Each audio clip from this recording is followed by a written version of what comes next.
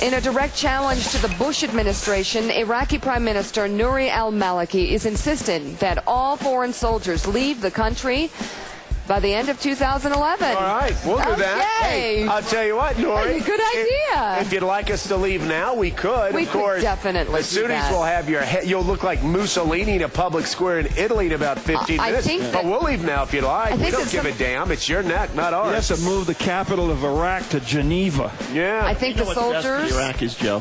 What's that?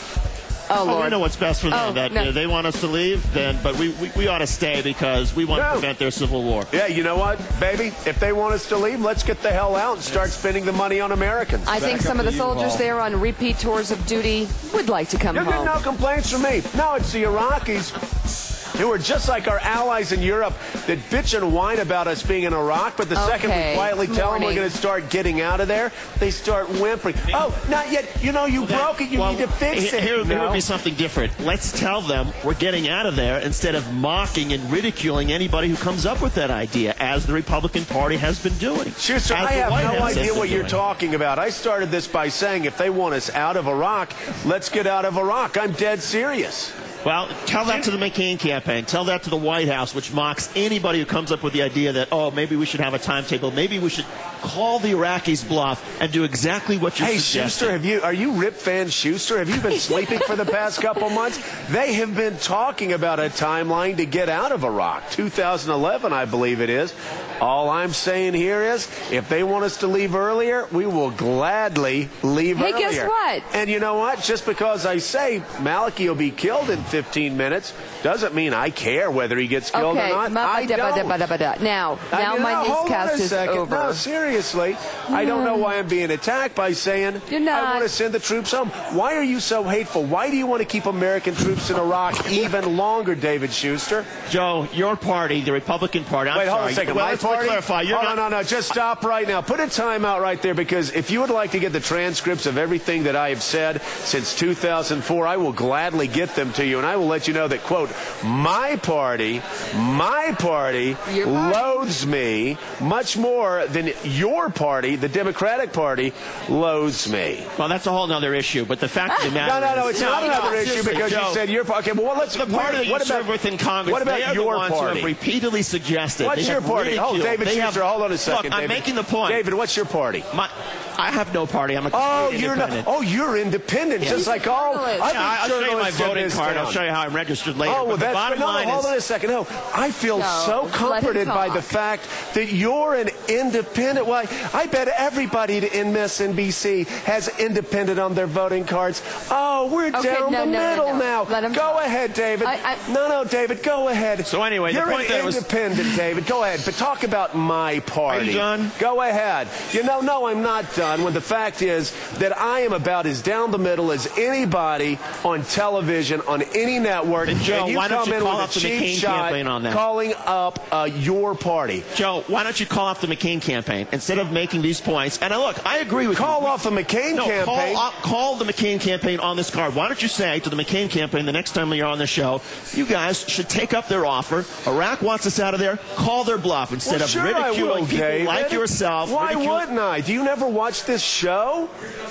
Do you never watch this show? We attack McCain all the time. We did it 15 minutes ago for using his POW status on Jay Leno. The next time a McCain spokesman like Tucker Bounds or Senator McCain comes on, I want to be right here when you say to John McCain, you know what? When you ridicule people who are calling for a withdrawal, when you're ridiculing people who are calling for a timetable, John McCain, you are wrong. You ought to call their bluff. That's all I'm suggesting. Do you never watch this show? He's on this show. I know. You must be asleep. Oh, that's right. You usually sleep through this show because you didn't show up 3 times in a row. 3 times you slept through your alarm and not came on this show. Okay. No, he comes on this show. That's how it works. That's how the argument works. The thing is, every time McCain's people come on, we call them on everything they're doing. Whether it's... Well, then you had the opportunity 10 minutes ago when you started this argument, instead of bashing the Iraqi prime minister and saying your head's going to end up like Mussolini, saying John McCain's campaign is wrong when they ridicule... Did anybody here think that I was bashing him, or did they think that I wanted U.S. troops to come home? And if the Iraqi people don't want us there, I want the troops to come home.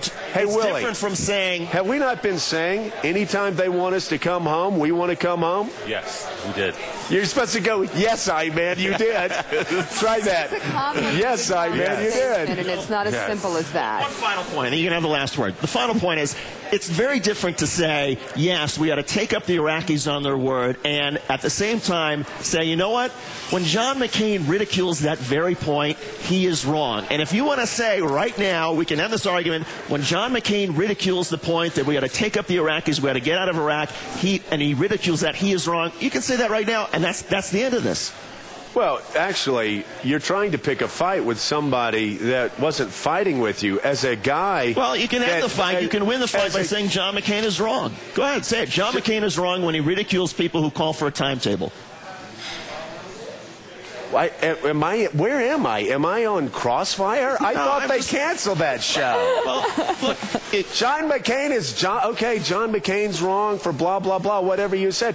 We're not on opposite sides here. Unfortunately, I come from an area where there are too many wives that go to bed every night alone and kids who go to school too many times in the morning without a dad kissing them goodbye because they're in Iraq. Or they're in Afghanistan. And they do it day after day. And they've got to go through their lives. They've got to try. I know too many people that built up small businesses that wanted to serve this country in the National Guard, that served this country, but now their businesses are destroyed because they have been in Iraq for so long. So I'm serious when I say, if they don't want us there, I don't want to be there. I complain about a $500 billion deficit. If they don't want to spend money in Iraq, I will guarantee you I would much rather spend it here. And I know our next guest agrees with the I-Man. NBC News chief White House correspondent and host of MSNBC's Race for the White House, David Gregory. David, we were actually in the middle of the news. My earpiece wasn't working. I heard a lot going on. I couldn't hear what was said.